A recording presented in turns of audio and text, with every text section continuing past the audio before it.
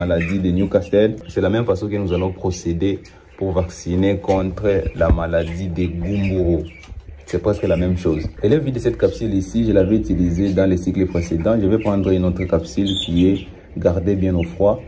Ça, c'est pour seulement l'explication. Je vais prendre cette capsule ici et l'ouvrir directement dans l'eau, dans 10 litres d'eau. Ça doit être l'eau non chlorée. Et l'eau ne doit pas contenir des détergents ou des désinfectants. Ça, c'est un petit rappel. En attendant, je vais retirer l'eau des abreuvoirs pendant 1h à 1h30. Comme il ne fait pas très chaud aujourd'hui, alors je vais leur retirer l'eau des abreuvoirs pendant 1h30. Et puis après, je vais leur donner l'eau contenant les vaccins. 14e jour aujourd'hui, j'ai déjà changé la litière, comme vous pouvez voir déjà. J'ai changé la litière, elle est propre. Et je vais directement commencer le traitement contre la coccidiose. Aujourd'hui, je commence déjà le traitement. Je vais vous montrer le traitement que je vais utiliser.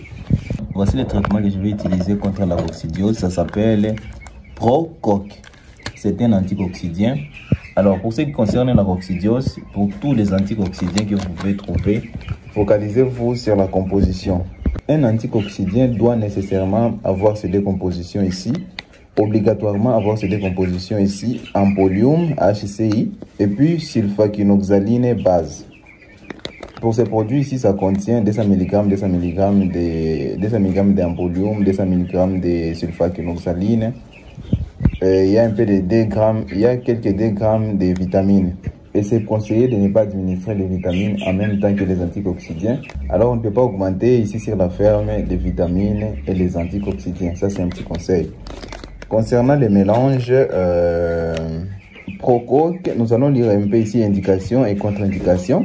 Concernant l'indication, Prococ WDP est indiqué dans la prévention et le traitement des coccidioses chez les volailles, et les traitements des infections bactériennes chez les volailles, les agneaux, les chevaux et les veaux. Contre-indication, c'est décrit ne pas administrer aux animaux présentant une insuffisance rénale ou aux animaux souffrant d'anémie ou de leucopénie. Ne pas administrer aux poules pondeuses produisant des œufs destinés à la consommation humaine. Ce qui va nous intéresser aussi, c'est le temps d'attente.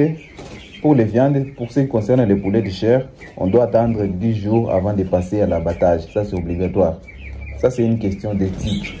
Ici en Afrique, on n'a pas beaucoup d'inspections ou des services qui sont chargés à contrôler si les éleveurs ont bien respecté ces règles ici. Alors pour question d'éthique, je vous le conseille souvent de respecter les temps d'attente.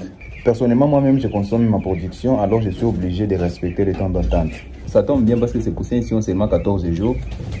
Alors, ils vont prendre les traitements pendant, c'est écrit ici, ça doit être écrit ici, les traitements pendant 5 à 7 jours. Je vais leur donner pendant 5 jours parce que ce n'était pas très grave, c'était tout juste au début. L'autre chose que nous devons voir, c'est la posologie. Pour la posologie, ici, c'est un peu différent. C'est écrit 10 grammes pour 15 litres d'eau de boisson. 10 grammes de ces produits pour 15 litres d'eau de boisson. Je vous ai dit que ces petites cuillères de café contiennent seulement 5 grammes. Alors, je vais utiliser la grande cuillère à soupe pour avoir les 10 grammes que je vais mélanger avec 15 litres d'eau de boisson. Ce que je vais faire, moi, je vais mélanger 2 cuillères à soupe avec 30 litres d'eau. Je pense que c'est tout pour cette partie de la formation. Si vous avez aimé la vidéo, n'oubliez pas de la liker et de la partager. Et si vous êtes nouveau sur cette chaîne, n'oubliez pas de vous abonner et activer la cloche de notification pour être informé quand l'autre partie de la formation sera mise en ligne. D'ici là, portez-vous bien. On se retrouve dans la prochaine partie de la formation.